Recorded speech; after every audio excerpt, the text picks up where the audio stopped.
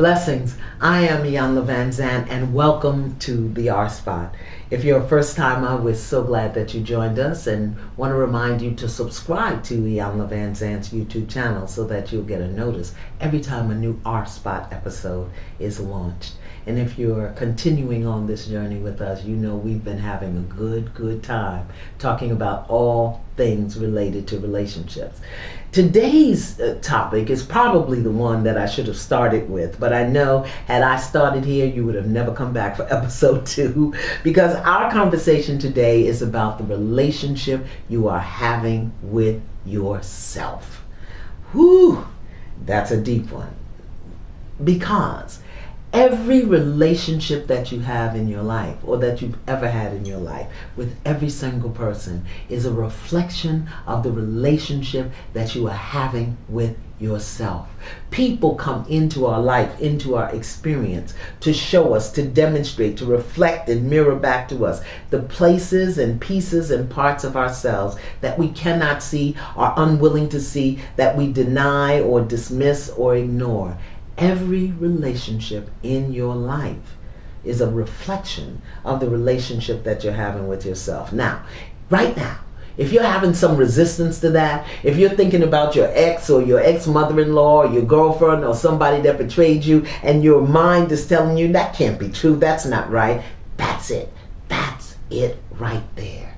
Because there are parts of us, there are things about us that we simply cannot see. Sometimes we don't want to see. Sometimes we see and then we ignore or deny. You see, each and every one of us has what we call a shadow part.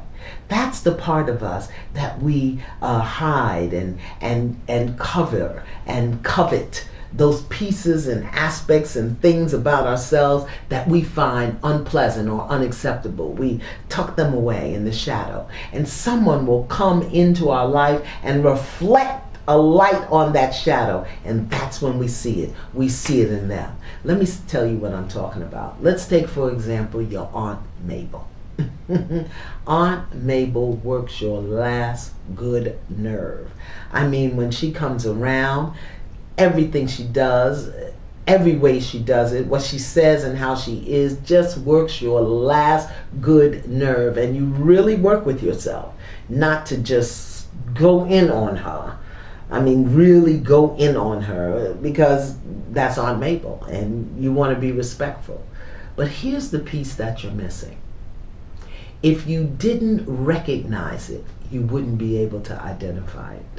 And when Aunt Mabel isn't around, you can give a minute description of everything about her that you don't like. Everything she does and the way she does it, you can recount it. You can recount it because there is a part of you that recognizes it. So, instead of getting upset with Aunt Mabel, instead of picking Aunt Mabel apart, when she does something that triggers you, ask yourself, why is that upsetting me? How do I do that? When do I do that? Under what circumstances do I behave in that way, the same way as Aunt Mabel? Because Aunt Mabel is shining a light on your shadow. Aunt Mabel, Uncle Sam, your co-worker, your supervisor, the bank teller, everybody else. People come into our lives and they mirror back to us the pieces and parts of ourselves that we cannot, will not, do not want to see. And it's all a reflection of the relationship that we're having with ourselves. Do you love you? I mean, really love and accept you? Do you trust you? Do you trust your own thoughts and feelings?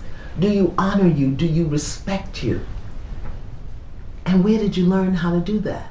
Because so many of us have a disjointed or dysfunctional relationship with ourselves because of what we've seen and what we've been taught and what we've been told. And the relationship that we have with ourselves more often than not mirrors what we've been taught and what we've seen and what we've experienced. But in order to truly grow and evolve in our soul and our way of being, we want to develop a relationship with ourselves, a good, solid, loving, functional relationship with ourselves. So how do you do that, Miss Iyanla? How do you develop a relationship with yourself? Well, it starts here. Who am I? Not what do I do? Who am I? not the roles that I fill. Who am I when the lights are off and I'm naked and I stand before the mirror? Who am I? This is a question you must answer. Not who were you taught to be, who were you told to be, who you think you should be. Who are you? And there's a very simple way to find out. Ask yourself, pencil to paper, who am I? I am a woman. Who am I? I am a creative being. Who am I? What are those things about you that come forward? Those things that make you tick, those things that pump you up, those things that drag you down. Who am I? You've got to answer that question. And don't judge yourself if you don't know it. So very often we think if we're 30 or 40 or 50 years old, we need to know. But how many of us have really sat and asked the question? We know what we do. We know what is expected of us. We know what our obligations and responsibilities are. But who am I in the middle of the night when I wake up and there's nobody there? Who am I in a crowd of people where I feel uncomfortable, or where everybody's in a pink dress and I've got on a green one? Who am I then? Who am I? Answer that question. The next step to really developing a healthy relationship with yourself is understanding what matters to you. What do you value? Do you value freedom? Do you value peace? Do you value external validation? Do you value children or animals? What do you value and what matters to you? How do you discover that? Again, pen to paper. What matters to me is. What matters to me is. What matters to me is. Because very often we go into relationships and settle for less than we want, deserve, or desire because we don't know what matters to us and we don't know how to ask for it. And more often than not, we don't expect to get it. But when you know who you are, when you know what you value, when you know what matters to you, every relationship that you go into, you will expect and you will receive reciprocation for who you are and what you give and what matters and what you value, because you will attract to you more of who you are. And when you're clear about who you are and when you're clear about what matters, well, like draws like. That's just the law. That's how it works. The next step, see yourself. See yourself at your best and see yourself as your worst, and don't judge it. Accept it. Self-acceptance. There are some things about me that I love, and there are some things about me that I'd rather nobody ever knew. But you know what I've learned to do? I've learned to put that stuff out front. I don't hide it. I don't deny it. I don't lie about it. And when it shows up in my face, either in someone else's behavior or when I'm in my stuff, doing my thing, I accept it. Self-acceptance. See yourself. Know yourself. Know what makes you tick. Know what brings you peace, what brings you joy, what makes you happy. Know what makes you crazy. There are some things that make me crazy. Brooklyn crazy. And I just accept that about myself. And I try to announce it. Listen, that right there, what you're doing is making me crazy. And if you don't stop, I'm going total Brooklyn on you. Okay? See yourself. Know yourself. Accept yourself. Accept all of who you are without judging it. So very often we think we should be somewhere else, doing something else. We think we should be in another place in life and we should have more. Well, if you don't know who you are and what matters and what values, what you got is what you've created from a lack of knowledge of yourself. See yourself. Know yourself. Accept yourself without judgment.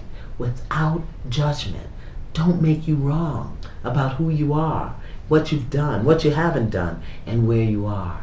Because as you really learn who you are and what you value and what makes you tick, and as you accept all of it as a part of who you are, the light part, the shadow part, things are going to start moving. See yourself, know yourself, accept yourself.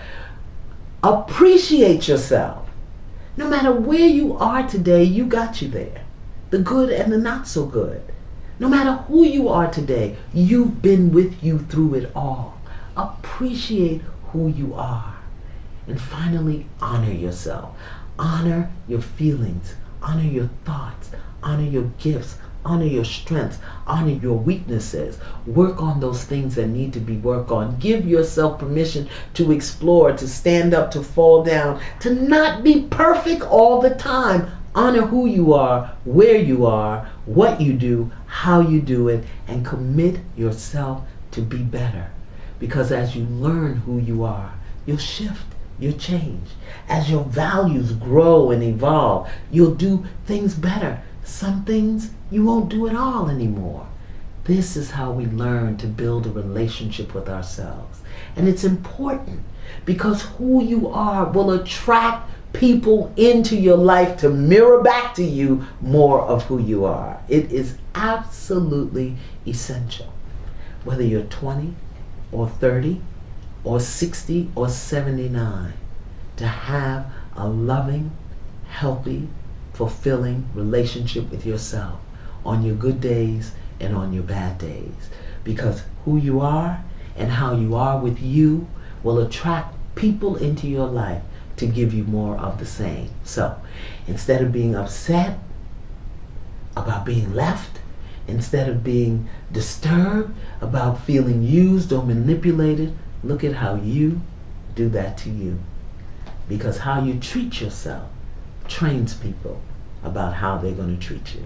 So hope you got some tips from today and that you'll join me next time right here on the R Spot. In the meantime, stay in peace, not in pieces.